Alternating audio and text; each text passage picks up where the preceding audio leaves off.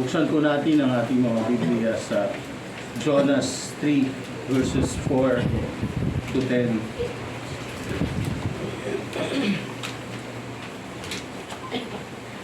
Ang sabi po rito, verse 4, Jonah began to go into the city, going a day's journey.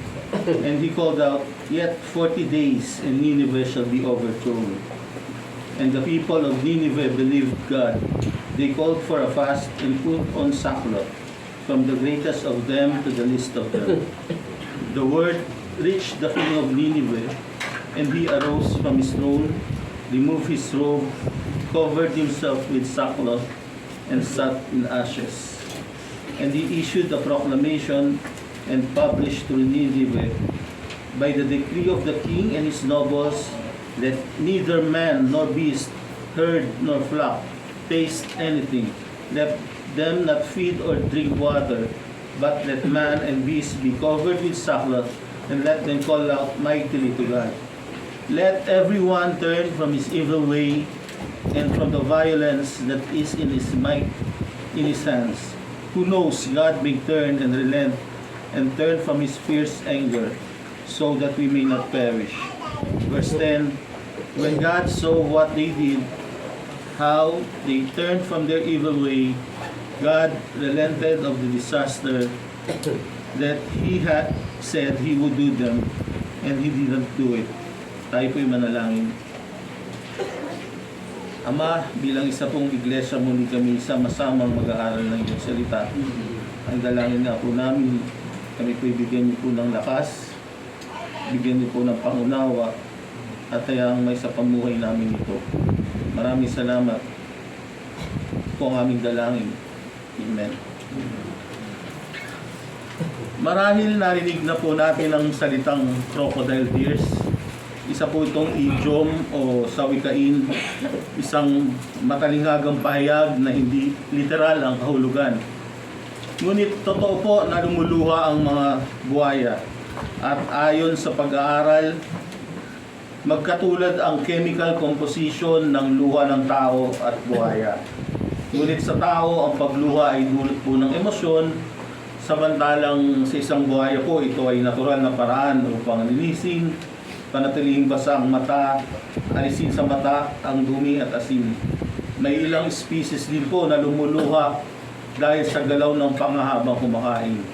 Kaya po nagkaroon ng isang sakit, isang rare, bihirang kondisyon na tinatawag na crocodile tear syndrome o Bogorad syndrome, kung saan lumuluha ang tao habang kumakain o nakakaamoy ng pagkain dahil sa pinsala sa facial nerve. Ngunit bilang isang idiom po, nag-ugat ang crocodile tears noong medieval period pa mula sa mga bestiaries o kids illustrative stories na nagsasabing umiiyak daw po ang buhaya matapos kainin ng biktima. Noong ika-16 na siglo, ginamit ito ni William Shakespeare sa dulang Othello upang ilarawan ang mapanlinlang na pag-iyak. Sa kasalukuyan, ang crocodile tears ay nangangahulugan ng peking luha o hindi tunay na pagsisisi. Sa gitna po ng ideyang ito ng crocodile tears, isang simbolo po ng peke o hindi tunay na pagsisisi. Makikita naman po natin sa ating passage ang isang kakaibang larawan. Ang isang bayan na puno ng kasamaan, ang bayan ng Nineveh ay nagsisi hindi bilang isang palabas, kundi tunay at mula sa pusong pagsisisi. Ipagpapatuloy po natin ngayong hapon ang ating series sa Jonah. Ngunit bago ito, magkaroon tayo ng isang maikling review.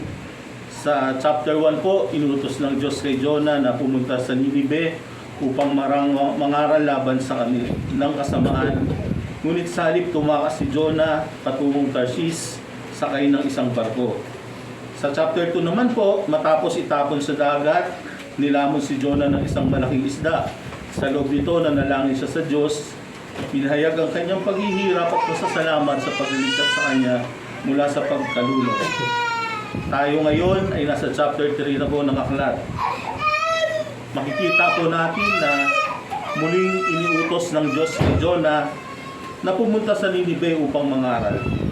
Sa pagkakataong ito, sumunod siya at ipinahayag ang babala ng nalalapit na paghukom sa bayan ng Ninive. Kung paano po ipinakita ng Diyos ang kanyang awa kay Jonah sa kabila ng kanyang pagsuway, binigyan siya ng pagkakataong magsisi, iniligtas mula sa kapahamakan at pinagkalooban ng panibagong simula. Ganon din ang awa na handang igawad ng Diyos sa bayan ng Ninive kung sila ay tunay na magsisisi. Ito po ang mensahe natin ngayong hapon. Iginagawad ng Diyos ang kanyang awa sa may tunay na pagsisisi. For God grants His mercy to those who truly repent. Dalawang punto po ang makikita natin at pag-uusapan natin, pagtatalakayan natin ngayong hapon. The inward reality of true repentance and point to the outward expressions of true repentance. Bago po nito, buksan natin ang ating mga Biblia sa Mateo 27 verses 3 to 5 para magkaroon po tayo ng picture ng isang false repentance.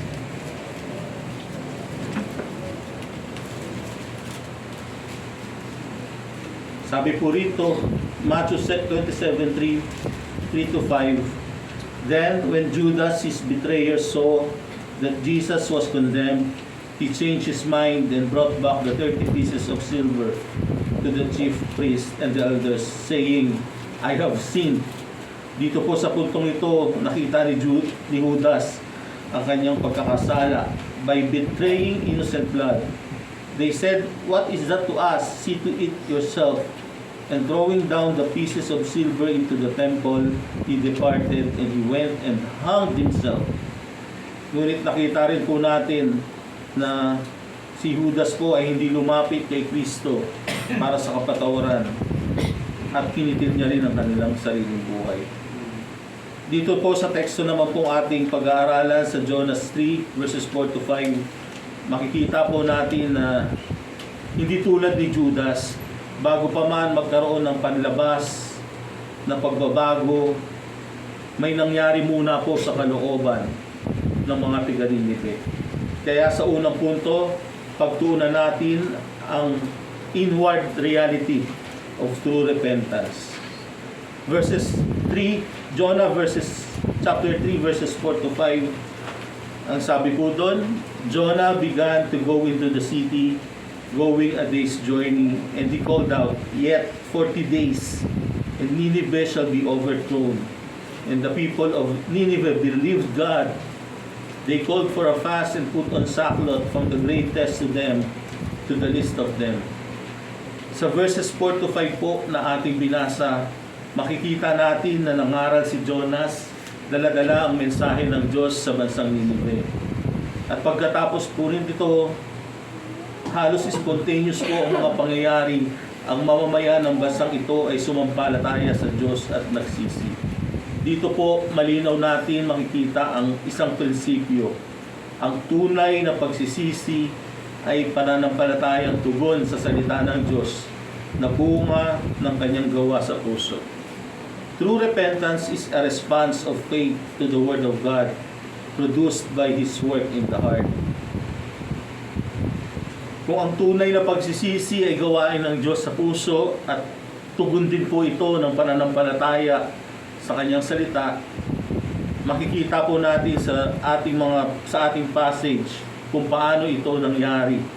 Sa John 3:4 po, sa Jonas 3 verses 4 po, una nating mapapansin, subpoint 1, the frailty of the messenger. Sa chapter 1 po, makikita natin ang pagsuway ni Jonah sa utos ng Diyos. Sa kabila po nito, naging mapagpatawad ang Diyos at si Jonah ay binigyan ng pangalawang pagkakataon. Kaya nang tawagin uli si Jonah na mangaral sa Ninive, sumunod si Jonah sa Diyos at naging patunay siya ng isa pang biyaya ng Panginoon. Pinakita nito na kahit nagrebelde si Jonas, nagamit pa rin ng Diyos para sa kanyang layunin ang disobedience ni Jonah. Hindi po sinang-ayunan ng Diyos ang kanyang kasalanan, ngunit sa kanyang sovereignty, kaya niyang gamitin ang pagrebelde upang tuparin pa rin ang kanyang layunin. Sa ikalawang pagkakataong kaloob ng Diyos kay Jonah, makikita natin sa kanya ang pagbabago sa kanyang pagsunod, bagamat hindi pa po perpekto ang kanyang puso. Gayunpaman, kahit po soberano ang Diyos, bahagi pa rin ng pagliligtas ng ating Panginoon ang disiplina niya sa atin upang tayo ay mabago. Ito po ang binigyang diin ni John Calvin sa isang komentary niya. We hence learn how well God provides for us and for our salvation when He thus corrects our perverseness through sharp, maybe our chastisements. Yet we know that nothing is better for us to be humbled under His hand. Pinapakita po dito ni Calvin na natututuhan natin kung gaano kabuti ang pag-aalaga ng Diyos sa atin at ang pag-aalaga ng Diyos sa ating kaligtasan kapag itinutuwid niya ang ating mga maling pag-uugali. Kahit masakit at minsan mabigat ang mga pagsubok at parusa na nararanasan natin bilang bahagi ng kanya pong disiplina, nauunawaan natin na ito ay para sa ating ikabubuti. Wala pong mas makakabuti pa kaysa ang tayo ay magpakumbaba at magpasakop sa kalooban ng Diyos sa panahon ng pagdidisiplina. We can use Jonah as an illustration here. Noong una, ayaw niyang mangaral sa Ninive dahil iniisip niyang hindi karapat-dapat ang mga tao sa biyaya ng Diyos. Ngunit sa pamamagitan ng matinding karanasan niya sa dagat, siya ay pinagpakumbaba ng Diyos at tinuruan siya rin ay isang makasalanan gaya ng mga taga-Ninive, ngunit pinatawad ng Diyos. Kaya pagdating ni Jonas sa Ninive, ito na ang kanyang patutuo. Tingnan niyo ako, may kapatawaran at bagong simula kahit isang propetang tumatakbo palayo sa Diyos. Ang aral po ni Jonas ay para sa lahat ng lingkod ng Diyos. Minsan, pinapayagan ng Diyos na magkamali tayo para matuto at magsisi.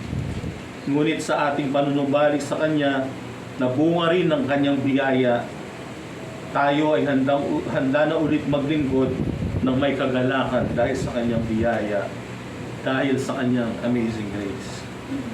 Ang sabi po ng hymno, Amazing grace, how sweet the sound that saved a wretch like me. I once was lost, but now am found. Was blind, but now I see. Ang mga taong tunay po na nakakaunawa ng Kanyang amazing grace, ang mga pinaka-epektibong magbahagi ng Ebanghelyo. Kung ang kapangyarihan po ay hindi nasa mensahero, ukulan din po natin ang pag-aaral ang daladalang mensahe ni Jonah. Ikalawa, the warning in the message. Ang sabi po sa Jonah 3, verse 4b, and he called out, yet 40 days and Nineveh shall be overthrown. Ang mensahe po ni Jonah, yet 40 days and Nineveh shall be overthrown. Napakaikli po ng mensahe. Marahil ito po ang isa sa pinakamaikling sermon sa Biblia. Sa katunayan sa wikang Hebreo, 5 salita lamang po ito.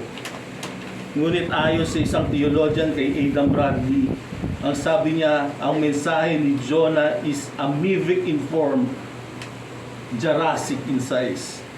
Nais ipahiwatig dito ni Bradley na kahit napakasimple, katulad ng isang amoeba, ang mensahe ni Jonas, ang bigat at lawak ng epekto ng mensaheng ito ay napakalaki at napakalalim. May kapangyarihang magdala ng matinding babala at pagbabago. Tandaan din po natin na anumang pagtutuwid o rebuke ng magulang, kapatiran o iglesia, gaya po ng napag-aralan natin kanina, ay ultimately po patotohanan ng salita ng Diyos. Kaya dapat natin itong i-recognize at huwag nating ipagsawalang bahala. Ang kapangyarihan po ng rebuke ultimately ay nasa salita ng Diyos. Gaya ng sinasabi sa Romans 1 verses 16, sapagkat hindi ko ikinahihiya ang ebanghelyo, sapagkat ito ang kapangyarihan ng Diyos para sa kaligtasan ng bawat sumampalataya, unay sa Diyos at gayon din sa Hudyo at gayon din sa Grego. Ang ebanghelyo, ang kapangyarihan ng Diyos sa ikaliligtas ng bawat sumasampalataya, kaya tiyak ang kanilang kaligtasan. Gayon din naman, tiyak po na may pagtugon sa ebanghelyo, sapagkat ang mga tumugon ay ang ibinigay ng Ama sa Anak. Ito po ang sabi ng Juan 6:37 to 39, ang lahat ng ibinibigay sa akin ng Ama ay lalapit sa akin, at ang lumalapit sa akin, kailanman hindi ko itataboy. Sapagkat ako'y bumaba sa langit, mula sa langit, hindi upang gawin ko ang sariling kalooban, kundi ang kalooban na nagsugo sa akin. Verse 39, at ito ang kalooban na nagsugo sa akin, na lahat ng ibinigay niya sa akin, lahat po ng ibinigay ng Ama kay Jesus, ay huwag kong iwala ang anuman, kundi muli kong bubuhayin sa huling araw. Ito po ang kapangyarihan ng ebanghelyo, sapagkat ang ebanghelyo po ay ginagamit upang ipunin ng anak ang ibinigay sa kanya ng Ama. Kung ito'y ibinigay po ng Ama sa anak, wala pong mawawala sa sino mang ibigay. Ito po ang kapangyarihan ng mensahe ng Diyos, ng ebanghelyo ng Diyos. Tunay nga, ang mensahe ay may kapangyarihan sapagkat ito'y nagmumula sa Diyos. Gaya ng sinabi ni Jonah, ang pagliligtas ay mula sa Panginoon. Kaya mga kapatid, hindi ang galing o lakas ng tao ang nagbabago ng puso. Ang nagbabago ng puso ay ang salita ng Diyos. Kaya malinaw ang ating tungkulin bilang mga mananampalataya, maging tapat tayo sa pangangaral ng kanyang salita. Sabihin natin kung anong sinasabi ng Diyos at ipaubaya ang bunga sa kanya. Panghuli po para sa ating point 1, tingnan natin kung paano tumugon ang mga tao. The response toward God. Sabi sa Jonah 3:5, and the people of Nineveh believed God. Kadalasan po, hindi tayo umaasa na kikilos ng makapangyarihan ng Diyos dahil masyado tayong nakatingin sa pananaw ng tao, sa katigasan ng puso ng tao. Dahil dito, hindi natin inaasahan na may maliligtas sa ating mga kaibigan, kapitbahay, katrabaho, o magagamit ng Diyos ang ating iglesia upang maabot ang marami. Ngunit ito ay mali. Dahil ang Diyos ang nagsugo kay Jonah at ang mga layunin ng Diyos ay laging may kasamang kapangyarihan, na itala po sa Jonah ang isa sa pinakadakilang revival sa kasaysayan. Sa Jonah 3:5 po, ang sabi doon, ang mga mamayan ng Nineveh ay sumampalataya sa Diyos. Kung paano po kumilos si Jonah, ang Diyos sa pamamagitan ni Jonah upang mangyari ang revival na ito sa kasaysayan, ganun din po kikilos ang Diyos sa buhay ng bawat isa sa atin kung matapat nating ipapangaral ang salita ng Diyos. Halos agad pong nagsimulang mangaral si Jonas ay naniwala at nagsisi ang mga taga-Ninive. Ang sabi po ng ating teksto, hindi lang sila kay Jonah naniwala, kundi they believe God. Ang kanilang paniniwala po ay hindi lamang kay Jonah, kundi sa Diyos ni Jonah. Basahin po natin ang unang Korinto, chapter 2, verses 4 to 5. Ang sabi po ni Pablo, ang aking pananalita at ang aking pangangaral ay hindi sa pamamagitan ng mapang-akit na mga salita ng karunungan, kundi sa pagpapamalas ng Espiritu at ng kapangyarihan, upang ang inyong pananampalataya ay huwag maging batay sa karunungan ng mga tao, kundi sa kapangyarihan ng Diyos. Ayon po sa ating talatang binasa, ang belief, ang faith ay hindi gawa ng tao, kundi gawa ng banal na Espiritu at sa kapangyarihan ng Diyos. Kaya mga kapatid, kapag pinapadala tayo ng Diyos upang magbahagi ng mensahe na kanyang biyaya, manalangin tayo para sa kanyang awa dahil may layuning magligtas ang Panginoon. Manampalataya tayo na walang bagay na napakahirap o imposible sa Diyos na kumikilos sa pamamagitan ng kanyang ebanghelyo. Sapagkat kung kaya niyang baguhin ang bayan ng Ninive, kaya niyang baguhin ang kahit sinong tao sa paligid natin. Sa kabuuan, kahit mahina ang mensahero, ang mensahe ay nagdudulot ng tunay ng pagsisisi. Hindi ho dahil sa kakayahan ng tao, kundi ito ay gawa ng Diyos na kumikilos sa puso. Ito ang inward reality of true repentance, ang panloob na katotohanan na realidad ng tunay na pagsisisi. Kumikilos ang Diyos sa ating mga puso.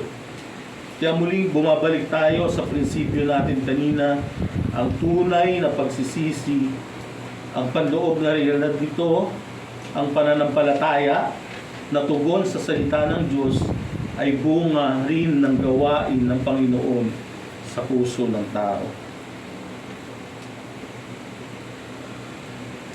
Isang bata at balisang Charles Spurgeon po ang napadpad sa isang maliit na kapilya sa gitna ng isang snowstorm.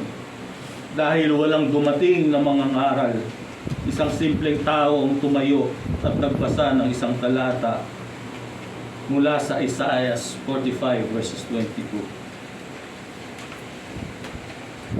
Ang sabi po nung talata, "Look unto me and be ye saved, all the ends of the earth, for I am God and there is none else."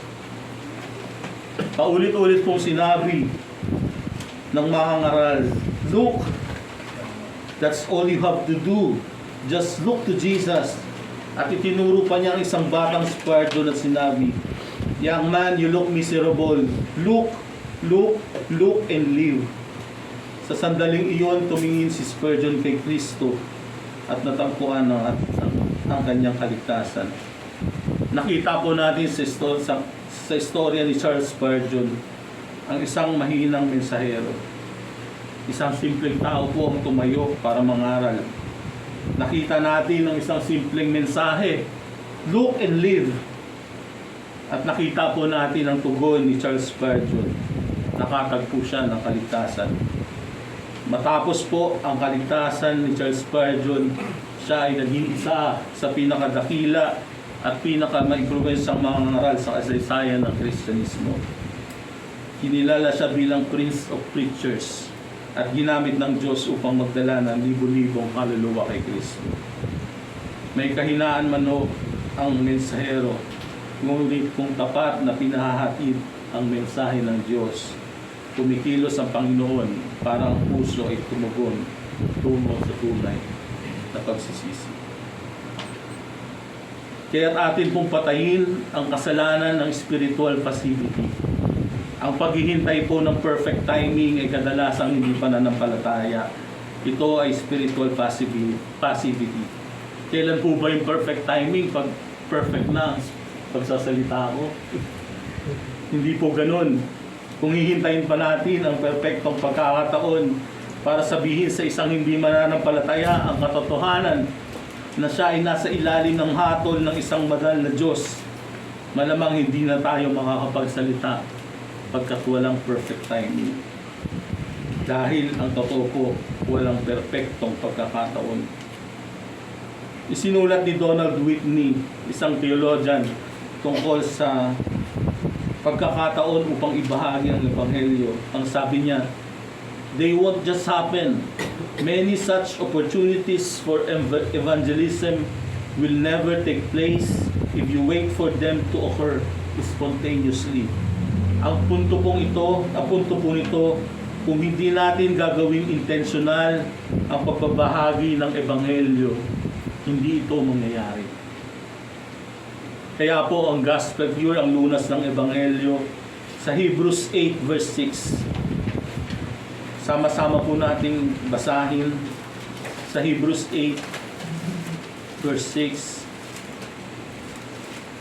But as it is, Christ has obtained a ministry that is as much more excellent than the old, as the covenant he mediates is better, since it is enacted on better promises.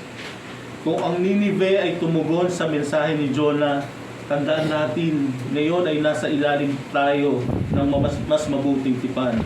May malinaw po na pangako ang Ebanghelyo, ang kaligtasan, at may mas dakilang tagapamagitan, ang bagong tipan, si Kristo. Kaya mga kapatid, kung nakikita natin na ang mensahe ni Jonas ay maikli, isang linya lang, walang paliwanag, walang pangako, walang detalye, hatol lamang, wala nang iba, gayon pa man sa ganitong uri ng mensahe, nagising ang buong lungsod.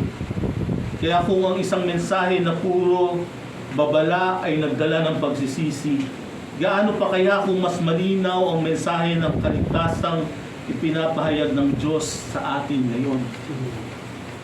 At sino ang ginamit ng Diyos? Hindi perpekto, hindi kahanga-hanga, ngunit isang tumakbo, isang nagreklamo, isang ayaw sa Ninibe. At gayon pa man ginamit siya ng Diyos, hindi dahil sa Kanya, kundi dahil sa salita ng Diyos. Kaya kung ginamit ng Diyos ang isang ganitong uri ng lingkod upang dalhin ang Kanyang salita, gaano pa kaya kung ang nagsasalita ngayon ay higit pa sa isang propeta? Si Kristo ang nagsasalita sa pamamagitan ng Kanyang Ebanghelyo. At ang tugon ng mga taga-Ninive, they believed God. Wala pong naging himala, walang paliwanag, isang babala lamang, ngunit naniwala sila. Ang kanilang pananampalataya ay nakita sa kanilang pagpapakumbaba. Kaya kung sila'y naniwala sa ganitong limitadong liwanag ng isang babala, gaano pa kaya tayo na nakakarinig ng mas malinaw na pahayag ng Diyos?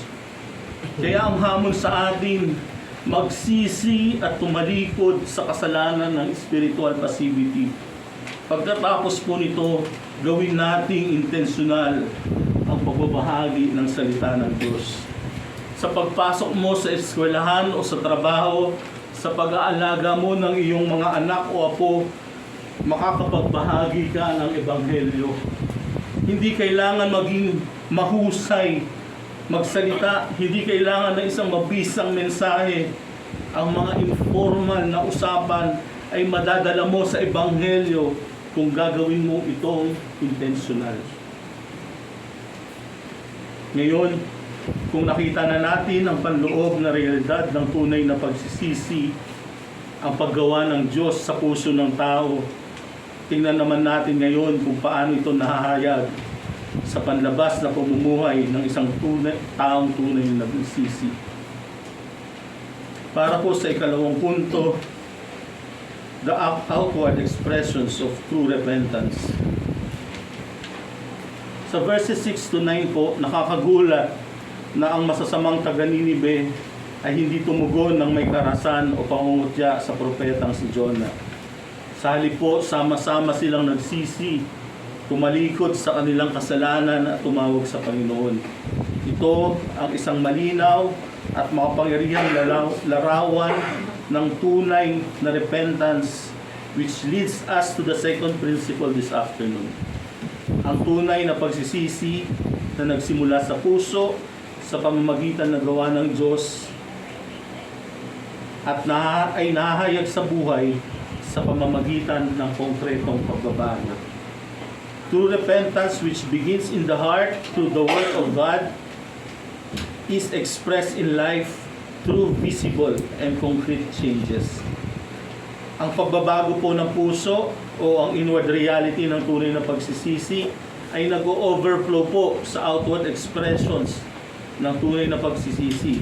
Sa makatuwid na unang kumilos ang Panginoon sa ating puso upang tayo ay manampalataya, at ang bunga po nito a sorrowful mourning over sin, a turning from sin, and a turning to God with faith.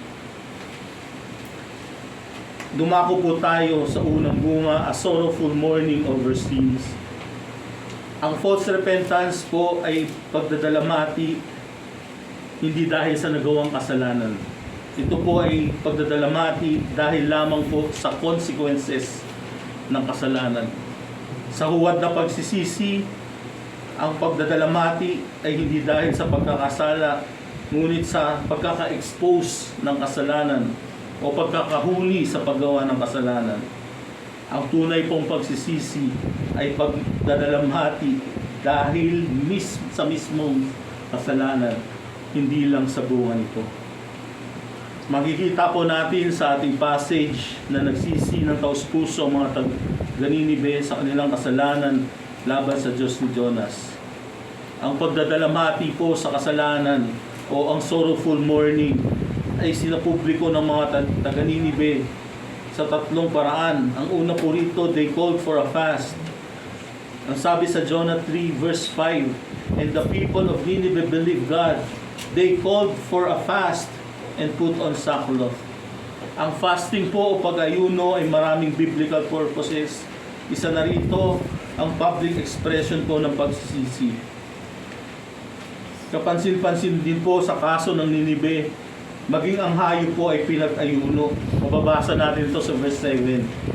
Huwag tumikim ng anuman ang tao, ni hayop man, ang bakahan, ni kawan man, huwag silang kakain, ni inuman ng tubig. Bigyan ko po kayo ng isang larawan ng nagsisising Ninive. Nagsisisi po ang mga tao at nagsisisi ang mga hayop. Bakit po? Some scholars say that since creation groans for the redemption, hinayaan po ng mga taga-Ninive, they let their cattle moan with them for not having food. Some would argue that if their cattle would eventually die if they will not eat, then the source of food ng mga taga-Ninive will eventually be cut off, leaving their lives entirely to the hands of Jonas God. So makikita po natin dito, anuman po ang rason, ito po ay nagpapakita ng kanilang tunay na pagsisisi. Number 2 po, they put on sackcloth. And the people of Nineveh believed God. They called for a fast and put on sackcloth, from the greatest of them to the least of them. Ikalawa, pinakita ng mga taga-Ninive ang kanilang pagdadalamati sa pamamagitan po ng pagsuot ng sackcloth mula sa kanilang hari hanggang sa pinakahamak sa kanila.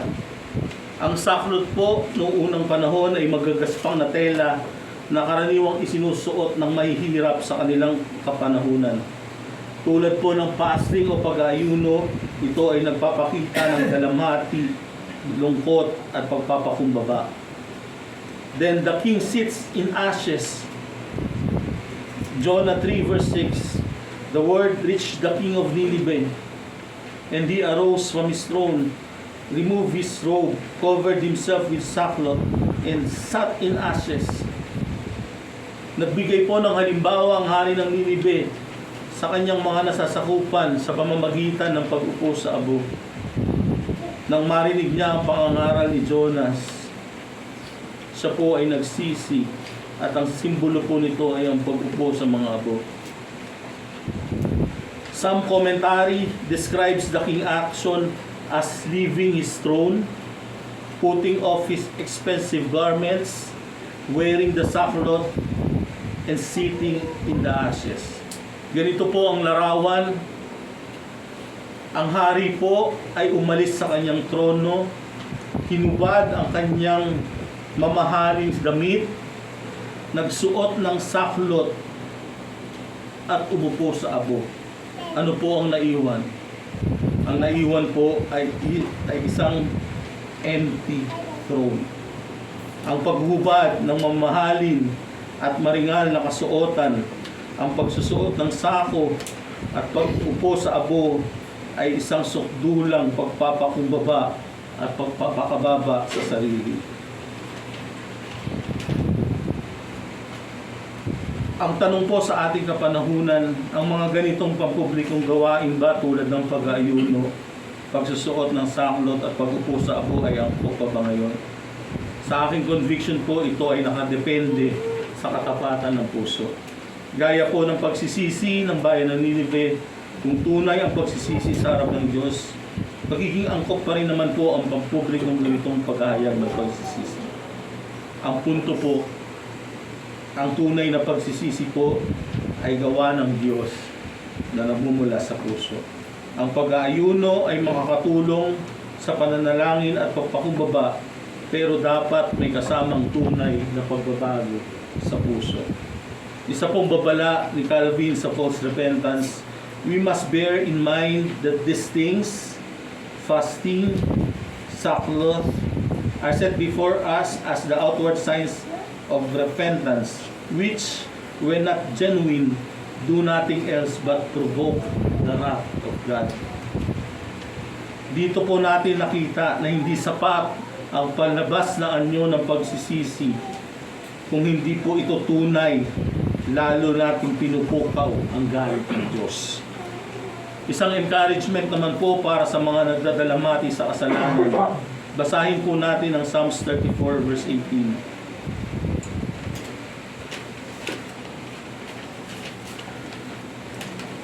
Sabi po doon sa ESV, the Lord is near to the brokenhearted and saves the crushed in spirit.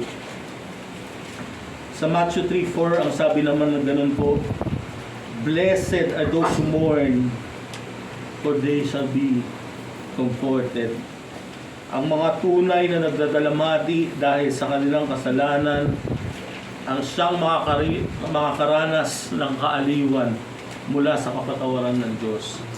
Walang tunay na comfort kung walang tunay na mourning, at walang tunay na kagalakan kung walang tunay na pagdadalamati sa kasalanan. Kaya kung nais po nating maranasan ang kapatawaran at kapayapaan ng Diyos, dapat muna tayo magkaroon ng pusong durog at nagsisisi sa harap niya. Ang pagdadalamati po dito ay simula lamang. Kung tunay po ang pagdadalamati, ito ay magbubunga ng isang mahalagang hakbang, ang pagtalikod sa kasalanan or turning from sin. Sa Jonas 3 verse 8, ang sabi pong ganun, let everyone turn from his evil way and from the violence that is in his hands. Kilala po ang Ninive sa kanilang karasan. Kaya dito kinilala ng kanilang hari ang kanilang pamumuhay at tinawag ang kanyang bayan na talikuran ng kanilang pangunahing kasalanan. Pinag-utos po ng hari na talikuran ng bawat isa ang masamang lakad at ang karasan na nasa kanilang mga kamay. Ayon po kay J.I. Packer, repentance is a change of mind issuing in a change of life. Ibig pong sabihin, ang tunay na pagsisisi ay hindi lamang pagbabago ng isip, kundi nagbubunga ng pagbabago ng pamumuhay. Kung tunay po ang ating pagsisisi, makikita ito hindi lamang sa ating nararamdaman, kundi sa ating mga ginagawa. May mga kasalanan tayong tatalikuran at mga gawaing ating iiwan. Oho, totoo ang pagtalikod sa kasalanan ay mahalaga, ngunit hindi ito ang dulo ng pagsisisi. Ang pusong tunay na nagsisisi ay hindi lamang lumalayo sa kasalanan. Ito ay lumalapit sa Diyos sa pagtitiwala sa kanyang awa at biyaya. Sa Jonas 3 verse 8, ang sabi po doon, and let them call out mightily to God. Ang huli po, a turning to God in faith. Ang tunay na pagsisisi ay nagbubunga ng pagbabalik sa Diyos sa pananampalataya. Kaya ipinag-utos ng hari ng Ninive, dumaing kayo ng taimtim sa Diyos. Tinawag niya ang mga tao na dumaing ng buong sigasig sa Diyos ni Jonah upang humingi ng awa. Sa buong Biblia po, makikita natin na mga nagsisising makasalanan ay lumalapit sa Diyos sa pananalangin at tumatanggap ng kanyang biyaya. Ang prinsipyo pong ito ay makikita na natin sa panalangin ni Solomon sa pagtatalaga po ng templo bilang house of prayer for all nations. Ang sabi pong ganun sa 1 Kings 8 verses 46 to 47, makakakita po tayo dito ng isang pattern. Sa Tagalog po, kung sila'y nagkasala laban sa iyo, sapagkat walang taong hindi nagkakasala, at ikaw ay nagalit sa kanila, at ibigay mo sila sa kaaway, ano pat sila'y daling bihag sa lupain ng kaaway sa malayong man o malapit. Gayunman kung kanilang isa puso ito sa lupain na pinagdalang bihag sa kanila, at sila'y magsisi at magsumamo sa iyo sa lupain ang nagdalang bihag sa kanila na nagsasabi, kami ay nagkasala at kami ay gumawa ng kalikuan at kami ay gumawa ng kasamaan. Sa verse 49 po, ang sabi po doon, pakinggan mo ang kanilang dalangin at ang kanilang samot sa langit na iyong tahanan, at panatilihin mo ang kanilang pinaglalaban. Patawarin mo ang iyong bayan na nagkasala laban sa iyo at ang lahat nilang pagsuway sa kanilang ginawang laban sa iyo. Mahabag ka sa kanila sa harap ng mga nagdalang bihag sa kanila upang sila'y mahabag sa kanila. Makikita po natin ang pattern nito kapag ang bayang nagkasala ay nagsisi at tumawag sa Diyos, siya ay nagpapatawad at nagpapakita ng awa. Ano ang implikasyon po ng talatang ito sa atin ngayon? Marahil hindi pa narinig ng mga taga-Ninive ang panalangin ni Solomon at hindi rin sila kabilang sa bayang may tipan ng Diyos. Ngunit sapat ang kanilang narinig kay Jonah upang magsisi, isang babala ng paghukom at sila'y tumugon kaagad. Gaano pa kaya tayo mga kapatid? Mas marami tayong nalalaman tungkol ngayon kaysa sa kanila. Mas marami tayong nalalaman higit pa kay Jonah, sapagkat malinaw nating nakikita ang biyaya ng Diyos sa dugo ni Kristo, maging sa mga kumpletong Bibliyang hawak at nababasa natin. Hindi lang yun, nahahawakan, naaamoy at natitikman natin ang kanyang salita sa tuwing ginagawa natin ang Lord's Supper na sign and seal ng kanyang covenant sa atin. Sa mga bagay na ito, papalad po tayo kaysa kay Jonah at mga taga-Ninive. Dahil dito, nararapat lamang na tayo lumapit ng may kababaang loob, manumbalik ng may pagsisisi, at buong pusong humingi ng kanyang awa. At si Apostol Juan po ay binigyan tayo ng assurance sa 1 John 1:9. We confess our sins, He is faithful and just to forgive us our sins and to cleanse us from all unrighteousness. Ano po ang larawan ng tunay na pagbabago matapos ang tunay na pagsisisi? Si John Newton po ay dating isang mandaragat na sangkot sa slave trade. Noong 1748, habang nasa gitna ng malakas na bagyo sa dagat, humingi siya ng awa sa Diyos. Ito ang naging simula ng kanyang pagsisisi. Hindi agad-agad ang kanyang pagbabago. Sa paglipas ng panahon, iniwan niya ang kalakalan ng alipin, naging pastor, at kalaunan ay sumuporta sa pagpawi ng pang-aalipin. Inamin niya ang kanyang mga kasalanan at itinuro ang kahalagahan ng biyaya ng Diyos. Sinulat niya ang himno, Amazing Grace, na sumasalamin sa kanyang pagbabago mula sa makasalanan tungo sa taong pinatawad at binigyan ng pagbabagong buhay. Ang pagbabago po ay maaaring bibiglaan, ngunit gagawa na makikita sa disposisyon ng ating isip, sa ating mga salita at sa ating mga gawa. Kaya't ating patayin ang kasalanan ng huwad na pagsisisi, ang tinatawag nating hypocritical repentance or false repentance. Ito ang pagdadalamhati na nakikita ng tao, ngunit hindi tinatanggap ng Diyos. Ito ang pag-iyak dahil sa consequences, ngunit hindi dahil sa kasalanan mismo. Ito ang panlabas na pagbabago na walang tunay na pagbabagong loob. Nagbabala ang Diyos laban dito sa Matthew 6:1. Beware of practicing your righteousness before other people in order to be seen by them, for then you will have no reward from your Father who is in heaven. Mga kapatid, maaaring umiiyak tayo sa kasalanan, ngunit hindi ito sapat kung hindi natin ito tinatalikuran. Maaaring mukhang nagsisisi tayo, ngunit kung walang pagbabago ng buhay, ito ay huwad. Kaya suriin natin ang ating mga sarili. Ang pagsisisi ba ay tunay o ito'y crocodile tears lamang? Huwag nating dayain ang ating sarili, sapagkat hindi natin madadaya ang Diyos. Ang Diyos po ay hindi tumitingin sa panlabas lamang, tinitingnan niya ang puso. Ang lunas po ng Ebanghelyo, si Kristo ang higit kay Jonah. Hindi lamang siya nagdala ng babala, dinala niya ang ating kasalanan sa krus. Siya'y namatay para sa ating kasalanan at muling nabuhay upang tayo'y magkaroon ng bagong buhay. Kaya maliwanag ang panawagan ng Ebanghelyo, Mark 1 verses 15, repent and believe in the gospel. Lumapit tayo kay Kristo. Hindi lamang umiiyak sa kasalanan, kundi tumatalikod dito at sumasampalataya sa Kanya.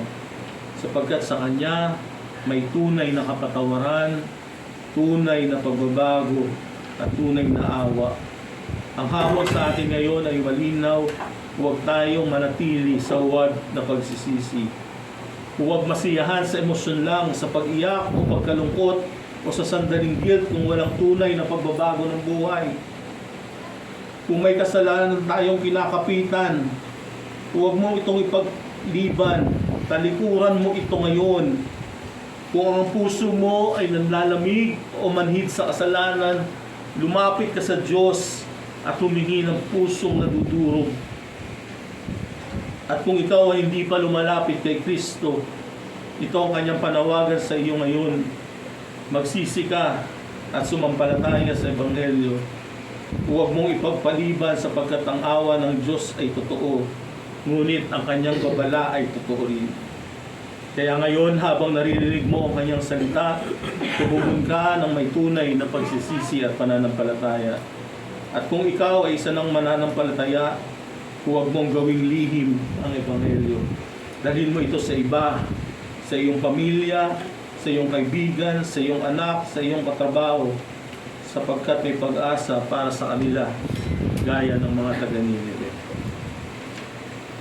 Sa pagtatapos, bumalik po tayo sa larawan na ating sinimulan kanina, ang crocodile tears. Hindi lahat ng luha ay tunay. May pagsisisi na panlabas lamang, ngunit walang pagbabago ng puso. Ngunit ang tunay na pagsisisi, gaya ng nakita natin sa ating passage, ito po'y nagsisimula sa loob, gawa ng Diyos sa puso, at nahahayag sa buhay. May pagdadalamhati sa kasalanan, pagtalikod dito, at paglapit sa Diyos na may pananampalataya. Narito po ang isang masigit na katotohanan sa Jonah 3:10. When God saw what they did, God relented upon His judgment. Nang makita ng Diyos ang kanilang tunay na pagsisisi, siya ay nagpakita ng awa. Kung ang Ninive ay tumugon sa isang babala lamang, gaano pa kaya tayo na may malinaw na pahayag ng biyaya ng Diyos kay Kristo? Si Kristo ang higit kay Jonah. Siya'y namatay para sa ating kasalanan at muling nabuhay upang tayo maligtas. Kaya malinaw ang panawagan, magsisi tayo at sumampalataya. Huwag tayong manatili sa crocodile tears. Lumapit tayo sa Diyos ng may tunay na pagsisisi, sapagkat siya ay mabiyaya at handang magpatawad.